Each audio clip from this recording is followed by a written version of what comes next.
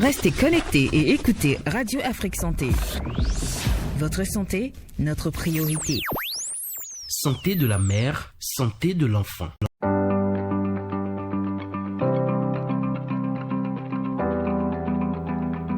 Mesdames et messieurs, bonjour. Bienvenue sur votre émission Santé de la mère, santé de l'enfant. L'endométriose est une maladie chronique qui affecte environ 190 millions de femmes et des filles en âge de procréer dans le monde. Selon l'OMS, l'accès au diagnostic précoce et au traitement efficace de l'endométriose est important, mais limité dans de nombreux contextes, y compris dans les pays à revenus faibles ou intermédiaire. Vous l'avez compris, chères dames, ce matin, on s'intéresse à l'endométriose. Et je reçois ce matin dans le studio le docteur Vaudouret Timon, gynécologue, pour mieux comprendre cette pathologie qui touche autant de femmes.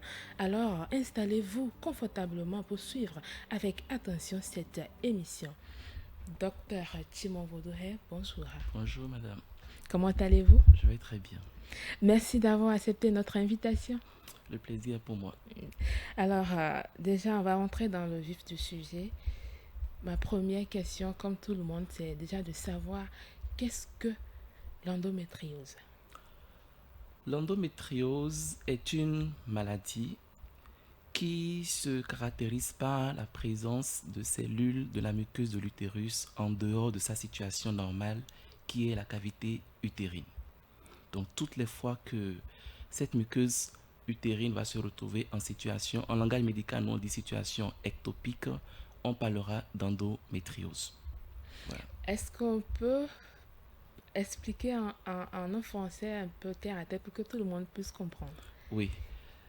D'abord, je voudrais rappeler que l'utérus, c'est l'organe de la femme situé dans le petit bassin, c'est-à-dire dans le bas-ventre, qui a pour rôle d'accueillir l'enfant, d'assurer son développement et d'assurer son expulsion qu'on appellera accouchement.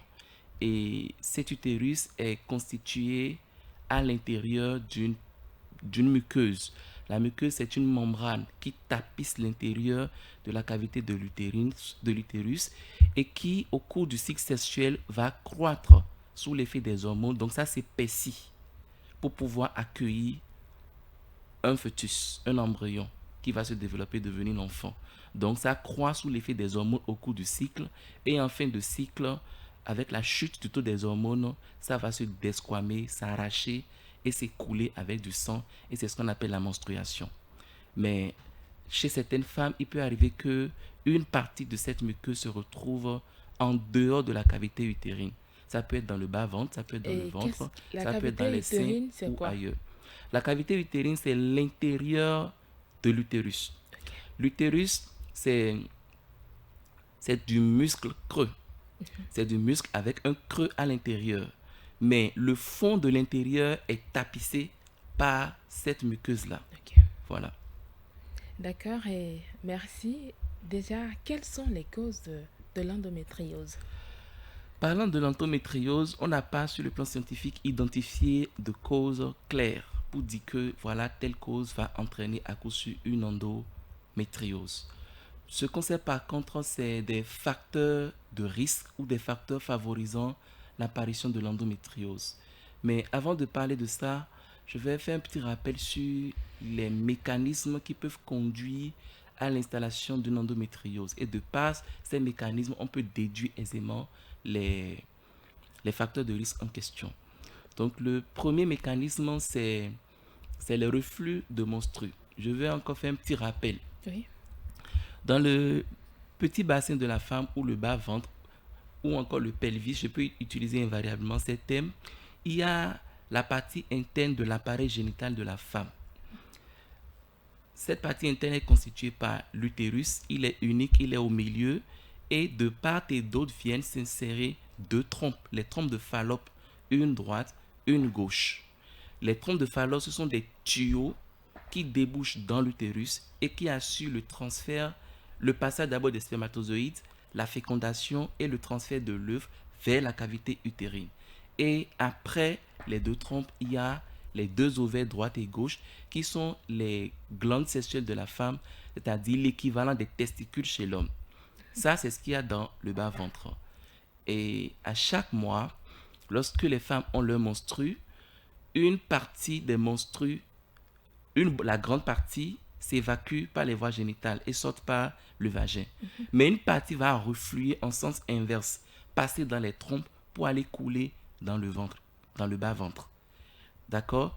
Et donc, on pense que au cours de ce reflux-là, il y a un peu de muqueuses de l'utérus qui vont s'implanter. Une partie peut s'implanter dans la trompe, ça va donner l'endométriose tubaire plus tard. Une partie peut s'implanter dans tout ce qu'il y a comme structure au niveau du bas-ventre, donc au niveau des ovaires, et c'est ça qui donne les kystes endométriosiques. Ça peut être au niveau des intestins, ainsi de suite. Donc, il y a cette première théorie-là. La deuxième théorie ou deuxième mécanisme de développement de l'endométriose, c'est la dissémination iatrogène. Ça veut dire quoi? Ça veut dire que certaines interventions, surtout chirurgicales, peuvent favoriser le transfert de la muqueuse de l'utérus en dehors de sa situation normale. Il s'agit en l'occurrence des curetages, des opérations chirurgicales qui portent sur l'utérus. Opérations au cours desquelles on ouvre toute la cavité de l'utérus. C'est par exemple le cas type des césariennes. Au cours de la césarienne, on ouvre la totalité de la cavité de l'utérus, on sort l'enfant, on sort le placenta et on referme l'utérus. Au cours de cette fermeture qui prend en compte toute l'épaisseur de la paroi de l'utérus, on pense qu'on peut ramener une partie de l'endomètre, de la muqueuse, dans la chair même de l'utérus ou même dans la cavité pelvienne.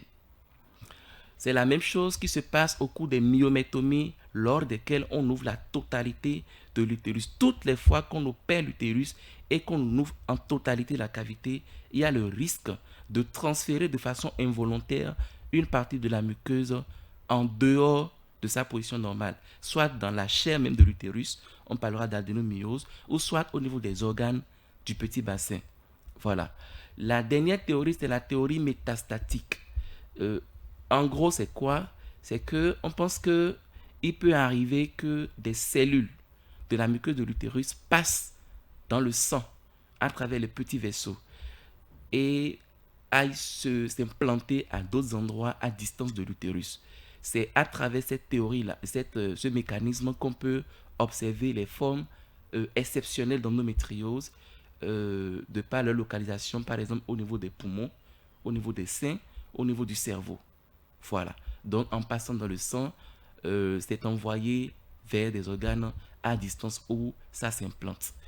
Donc, à travers ce mécanisme, on peut déduire un certain nombre de facteurs de risque.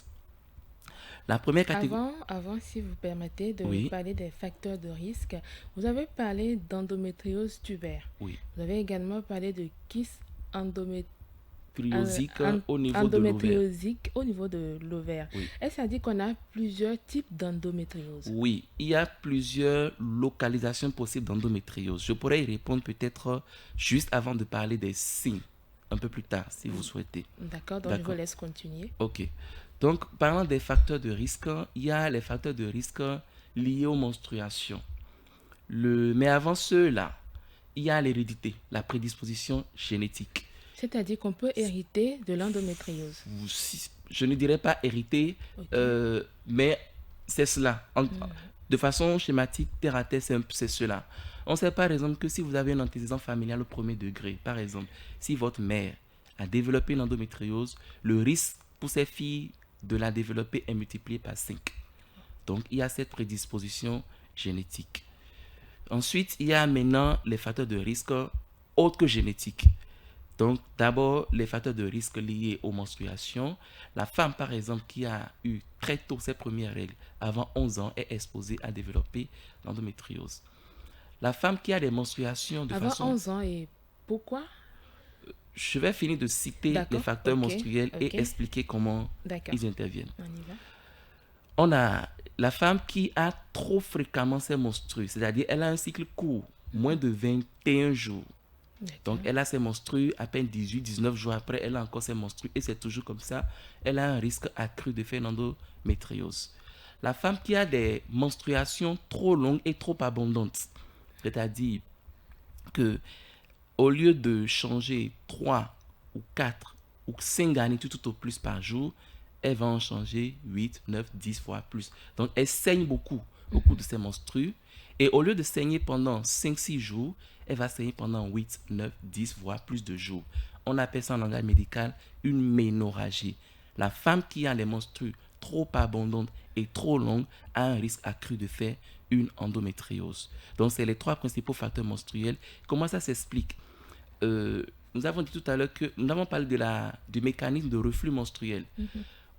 Autant de fois que vous allez avoir les menstrues, plus vous aurez les menstrues, plus il y aura le reflux à travers les trompes vers la cavité pelvienne. Donc, plus le risque du tissu de l'endomètre s'implante à d'autres endroits est grand. Lorsque vos règles sont trop abondantes, la quantité de muqueuse utérine qui s'arrache à chaque fois est aussi importante. Donc, la quantité qui peut se déplacer, aller se retrouver ailleurs est aussi importante. Donc, schématiquement, c'est un peu comme ça qu'interviennent les facteurs de risque menstruels. Donc, l'hérédité, les facteurs de risque menstruels. Ensuite, les antécédents de chirurgie du petit bassin, surtout les interventions qui portent sur l'utérus. Nous avons parlé du curettage parce qu'au cours du curettage, on arrache, on racle. Si vous faites un curettage pour un avortement incomplet, une fausse couche incomplète, oui, on va enlever les débris de tissu ovulaire, mais on va aussi racler une partie de la muqueuse de l'utérus. Et donc, ça se comporte un peu comme une menstruation abondante. C'est un risque. J'ai déjà parlé tout à l'heure de comment la césarienne, la myomectomie interviennent également. Donc, les antécédents d'intervention qui portent sur l'utérus et qui agressent fortement l'utérus augmentent le risque. Donc, À ce niveau-là, ça voudra dire que ce sont les agents de santé qui n'ont pas bien fait le travail. Non, pas du tout. Pas du tout. J'ai dit en parlant de ça que c'est de façon involontaire. C'est de façon totalement involontaire. En fait, c'était juste pour savoir si on pourrait éviter cela au niveau du curettage quand on finit d'opérer la femme. Bien entendu, c'est l'une des raisons pour lesquelles on ne fait plus de curettage pour une fausse couche incomplète, par exemple. On fait plutôt l'aspiration manuelle intra-utérine à l'aide de... Le curettage utilise une forme de cuillère en métal, c'est du fer. Alors que l'aspiration manuelle intra-utérine, c'est avec du plastique. C'est moins agressif et ça expose moins au risque d'endométriose, moins au risque de synéchie et d'autres problèmes que pouvait créer le curettage. Le curettage se fait maintenant dans des situations très exceptionnelles pour d'autres pathologies. Voilà, donc oui, je suis d'accord avec vous que en évitant autant que possible le curettage, on peut contribuer à réduire pour une femme le risque de développer une endométriose. D'accord. Voilà, donc schématiquement, c'est ça les principaux facteurs de risque d'endométriose. Mais il est très important qu'on le dise, il y a des femmes qui n'ont aucun facteur de risque, d'accord, mais qui développent une endométriose. Et dans le même temps, il y a des femmes qui cumulent plusieurs facteurs de risque, mais qui ne développent pas l'endométriose. C'est justement pour ça qu'on parle de facteurs de risque et non de cause. Voilà. Quand c'est une cause, quand vous avez la cause, les causes entraînent des effets. Mais quand c'est des facteurs de risque, c'est des situations qui prédisposent à la maladie, mais la maladie n'est pas tenue d'intervenir, de survenir chez ces femmes-là. Voilà. Voilà, merci. Et quels sont les signes annonciateurs de l'endométriose? Nous parlons beaucoup plus de signes ou de manifestations de l'endométriose. Et avant d'en parler, je voudrais rappeler rapidement les différentes localisations possibles de l'endométriose parce que de ces différentes localisations vont dépendre principalement les manifestations. Voilà. Donc, parlant de localisation, il y a les localisations fréquentes, les localisations rares, les localisations exceptionnelles, c'est-à-dire qu'on voit de façon très, très, très rare. Les localisations les plus fréquentes, il y a deux types. Il y a les localisations au niveau de l'appareil génital, on parle d'endométriose interne, et les localisations en dehors de l'appareil génital. Au niveau de l'appareil génital même, la muqueuse de l'utérus, les cellules de la muqueuse de l'utérus peuvent se retrouver dans le muscle de l'utérus, dans la chair même de l'utérus. Et là, on parle d'adénomyose. C'est une endométriose interne. Les cellules de la muqueuse de l'utérus peuvent se retrouver en dehors du muscle utérin, par exemple au niveau des trompes, au niveau des ovaires, et spécialement au niveau des ovaires, ça forme souvent des kystes qui sont des cavités remplies de liquide. En l'occurrence, ici, ce sera du sang. Et aussi, au niveau de la partie basse du tube digestif, qu'on appelle le rectum. Le rectum, c'est cette partie basse du tube digestif qui contient les matières fécales avant leur expulsion lors de la défécation. La muqueuse de l'utérus peuvent venir s'implanter là-dessus ou dans l'espace entre l'utérus et le rectum en arrière, ou encore dans l'espace entre la vessie en avant et l'utérus en arrière, en rappelant que l'utérus se situe au milieu de la vessie située en avant et du rectum en arrière. La muqueuse de l'utérus peut se retrouver également au niveau du fond du bassin, au niveau de ce que nous appelons cul-de-sac de Douglas, qui est une partie d'une membrane qui vient recouvrir le fond du petit bassin. C'est important de parler de ces localisations parce qu'on comprendra un certain nombre de signes qui sont liés à ça. Là, c'est l'endométriose externe dans ces localisations fréquentes. Dans les localisations rares, on peut avoir par exemple de l'endométriose au niveau du vagin, dans le vagin, qui va expliquer les rapports sexuels douloureux. On peut en retrouver au niveau du col de l'utérus. On peut en retrouver au niveau du périnée. Le périnée étant le muscle qui ferme le petit bassin de la femme, le muscle qui entoure les organes génitaux externes de la femme. Voilà, on peut en retrouver là. On peut aussi en retrouver rarement au niveau des intestins.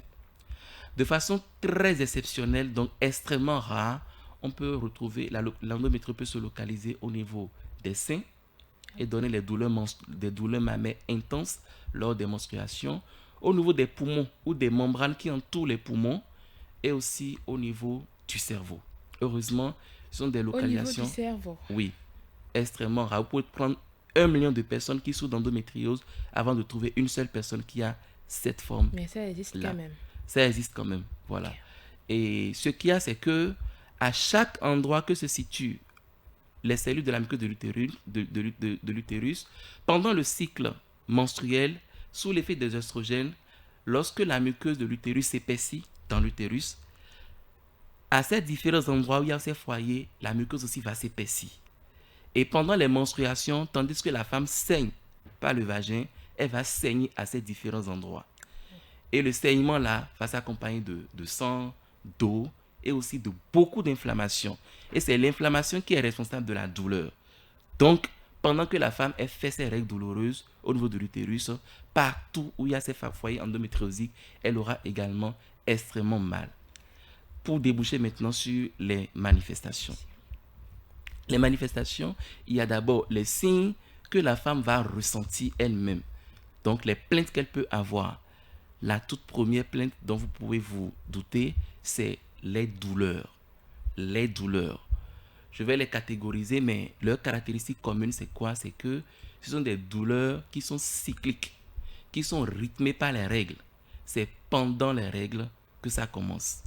Première caractéristique. Deuxième caractéristique, c'est que c'est des douleurs qui n'existaient pas au départ de l'activité génitale de la femme.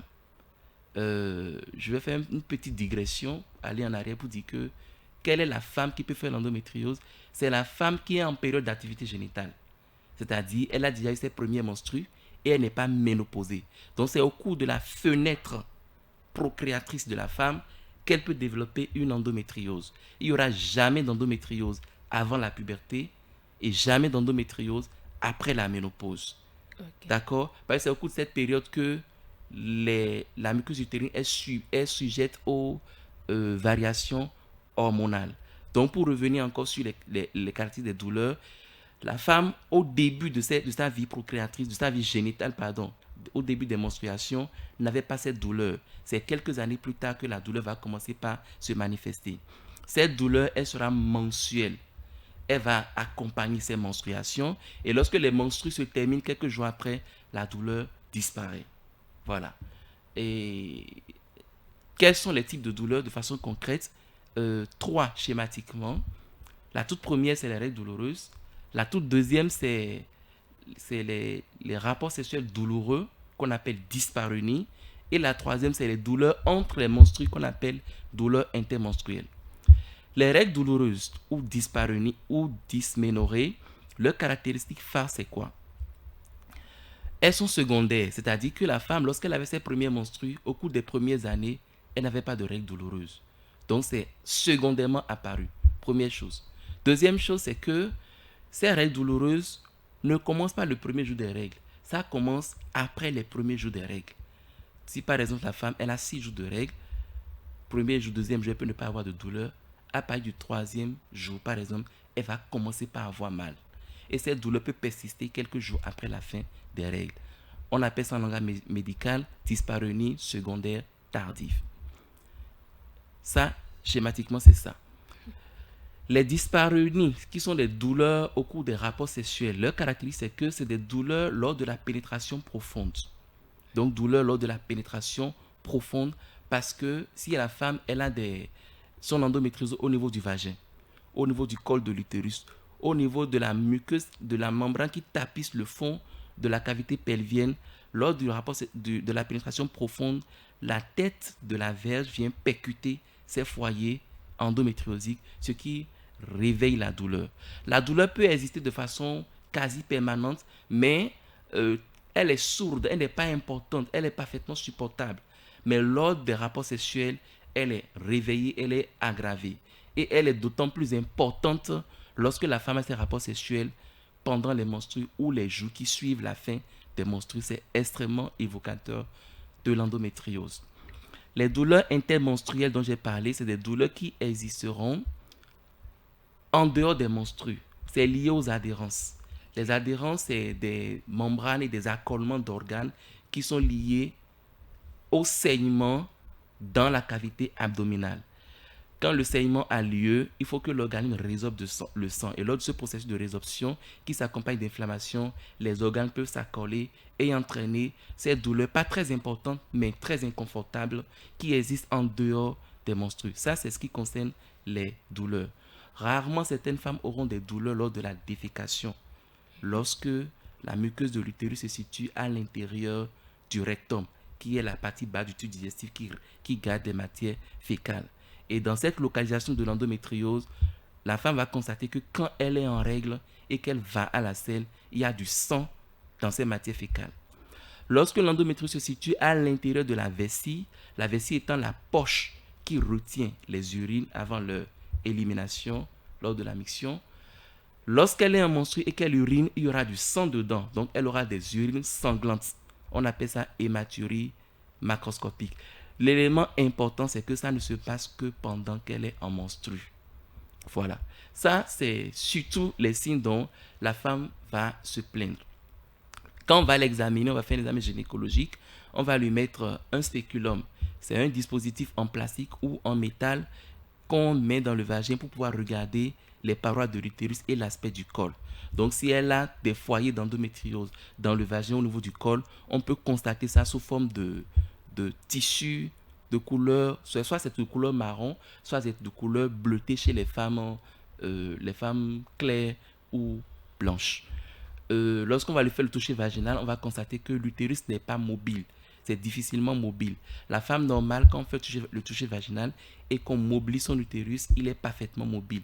Mais en cas d'endométriose, l'utérus, il est rivé sur place et la tentative de mobilisation déclenche la douleur.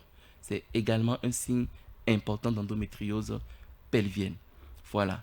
Maintenant, on n'a plus assez de temps. Est-ce qu'on peut aller plus rapidement? D'accord. On a encore 3 questions qui attendent.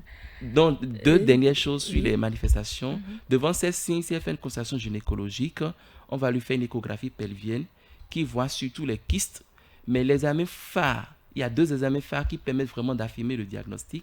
Le premier, c'est l'IRM, l'imagerie par résonance magnétique, qui est cher et pas très accessible. Donc, on ne le fait pas en première intention. Mais je le dis surtout à l'attention des soignants, pour que chez les femmes qui ont les moyens et chez qui ça pose vraiment problème de le faire.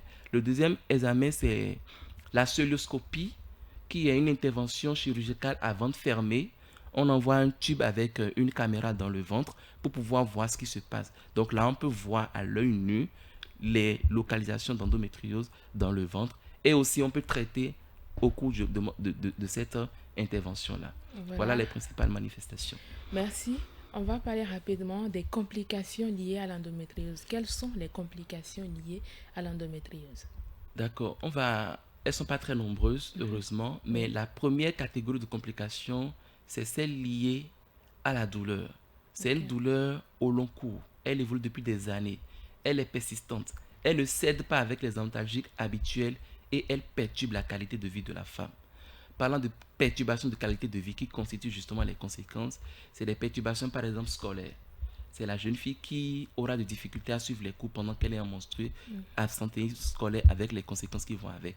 Les perturbations professionnelles, c'est la jeune femme qui demandera plusieurs fois des permissions au travail parce qu'elle ne pourra pas être productive.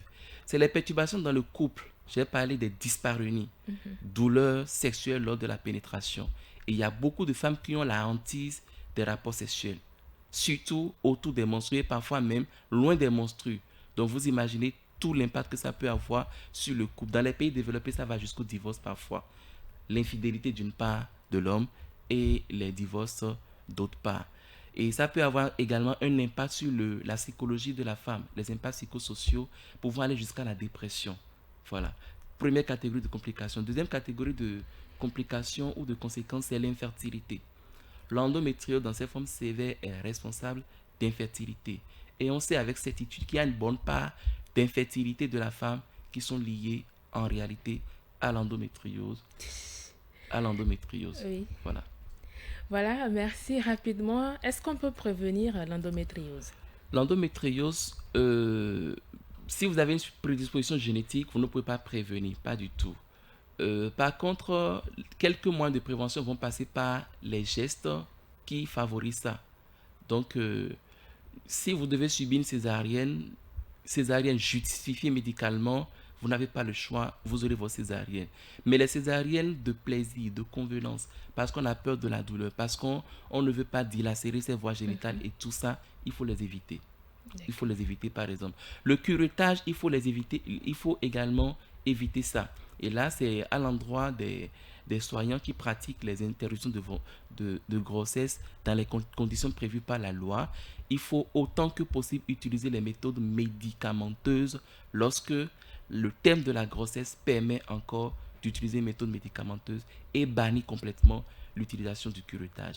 En gros, c'est dit que les facteurs de risque qu'on a cités, ceux sur lesquels on peut agir en les évitant, il faut les éviter pour réduire le risque. Et je rappelle qu'il y a des femmes qui n'ont pas de facteurs de risque et qui font d'endométriose, et il y a des femmes qui ont des facteurs de risque et qui ne font pas d'endométriose. Donc, il ne faut pas trop stresser à propos de ça. On ne va pas finir sans parler de la prise en charge de l'endométriose très rapidement. Ok. Très rapidement, 3 choses. Première chose, c'est que en termes de but de la prise en charge, c'est de gérer la douleur. Deuxième but, de gérer les lésions. Troisième but, de permettre la fertilité. Gérer la douleur, c'est utiliser des antalgiques, mais surtout des anti-inflammatoires, parce qu'il y a dit que la douleur est surtout liée à l'inflammation. Et l'autre élément qui est le plus efficace pour gérer la douleur, c'est de bloquer le cycle menstruel. Tant que la femme n'aura pas ses menstruations, elle n'aura souvent pas mal. C'est pendant les menstruations que les manifestations surviennent. Donc, dans ce cas, on met parfois les femmes sous des pilules contraceptives, mais de façon continue. Elle n'aura pas ses menstrues, donc elle n'aura pas mal. On les met sous ça pendant 6 mois à 12 mois parfois même au-delà. Dans cette catégorie, dans cette gamme de médicaments, il y a un médicament qui est très efficace. Malheureusement, il est super cher. Je ne vais pas faire de la publicité, donc je ne vais pas appeler le nom, mais qu'on utilise aussi pour obtenir ce résultat-là. Donc, gérer la douleur à travers des médicaments. Gérer les lésions, c'est quoi? C'est que dans les formes d'endométriose, au niveau de l'abdomen, au niveau de la membrane qui entoure les poumons, par exemple, qu'est-ce qu'on fait? On fait une intervention chirurgicale avant de fermer. D'accord? Pour la cœlioscopie. Donc, on envoie des bistouris électriques pour aller griller. En termes simples, on va griller les lésions d'endométriose partout où elles se trouvent. S'il y a de kystes au niveau de l'ovaire que c'est accessible, on va réséquer ce kyste-là. Ça permet de neutraliser les lésions neutralisables. Et lorsque l'endométriose a entraîné une infertilité, il y a deux possibilités. La première possibilité, c'est de voir si on peut aller créer de nouveaux orifices aux trompes. Parce que le premier mécanisme de fertilité dans ce cas, c'est l'obstruction des 2 trompes. Donc, on va créer de nouveaux orifices aux trompes à travers une cœlioscopie. Et quand ce n'est pas faisable, on oriente les femmes en assistance médicale à la procréation. Nous avons par exemple des patients qui sont actuellement sous des processus de fécondation in vitro avec transfert d'embryon à cause de l'endométriose. C'est dit que oui, ça peut entraîner des infertilités, c'est pas chez tout le monde, c'est pas systématique, mais même quand ça arrive, on peut y faire face à travers l'assistance médicale à la procréation. Voilà, le temps qu'il nous est donné est terminé. Merci, docteur. Là, il n'y aura plus de messages. Chers auditeurs, auditrices, j'espère que vous avez bien noté et que vous avez compris. Chers auditeurs, merci pour votre aimable attention. Vous pouvez nous suivre sur le site www.radioafriquesanté.com, la vidéo sur notre chaîne YouTube Radio Afrique Santé. Nous sommes aussi sur Facebook. Et pour d'éventuelles préoccupations, contactez-nous au numéro WhatsApp 57 0062, appel téléphonique au 57 000060. Docteur Timon Volohe, merci pour votre disponibilité. C'est moi qui vous remercie. Allez, chers auditeurs, prenez soin de vous et bon début de semaine à chacun.